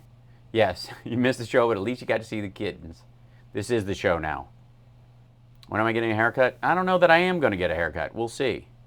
But we had a huge group in here today. I appreciate you guys dropping by. It's really sweet of you to come by and enjoy the show. Some of you come just for the radio show, and I appreciate that. The rest of the week, I'm streaming every day at 3 o'clock, with the exception of Sunday, which I only do, randomly if we have some sort of a show. By the way, these cats were freaked out when we brought them inside, and look how lovely. Look how lovely. And so, yeah, so that's right. That's right. That's right. That's right. You are good. Got claws in my neck because it's starting to like. Oh, hi, Hobbs. Oh, are you feeling neglected? You feeling neglected, Hobbs? You want to swap out? Hold on. I'll do a swap real quick. Here you go. Look at this. Hello, you. Uh-huh. Hi. There you go. This one's already purring. Thank you. Hi, Hobbs. There you go. Yeah, you can't have your... Where you going? What you doing? You're so cute. You're so cute, Hobbs. You are. Okay, you can hang on there as well if you want. Yeah, so 3 p.m. Pacific time. 6 o'clock Eastern. Please join me for the streams. Sunday I only do them if I have a special reason to do a show, like there's some speech or whatever. Oh, that's a good one. Oh, dig in there. Oh, dig in. Where are you going? You don't get to run around my office. That doesn't happen. No. You know why? Because you guys don't quite know how to use a litter box yet, and you occasionally have poop on your feet, and you run all over with a piece of poop stuck to your foot, and that's disgusting and gross. So you don't get, I have carpet in here. So, well, it's a rug. It's hardwood floors, but it's got a rug on it. And I don't want poopy cat foot on I don't. And no offense. I mean, you're new here. I understand that you don't, I know that you don't really have a clue, but you have beautiful eyes. Look at this. Look at this kitty's beautiful eyes. Look at that kitty. Look at the beautiful eyes. Look over there. Who is it? Yeah. Mm-hmm. So, all right, I'm going to sign off. These guys, what do we think? They're 6, 7 weeks? Oh, no, they're 8. They're 8 weeks? Mm-hmm. Yeah, they're 8 weeks old. And they're going to get fixed next week. Yeah, so, or broken, rather. They're going to get broken. They're going to, aw, thanks for the super heart, by the way. Mm-hmm. You're so cute. You're adorable. You are. Yeah. I know. But I can't put you down because you'll poo. or you'll be pooey. Oh, thank you for Uncle Art. I appreciate it. Thank you guys for the super chats and the super hearts on Periscope and all that stuff. You guys are awesome. All right, I'm gonna sign off and take this one back to its room. Yeah, you can't go, Fidget. You can't go. You can't. You gotta stick around.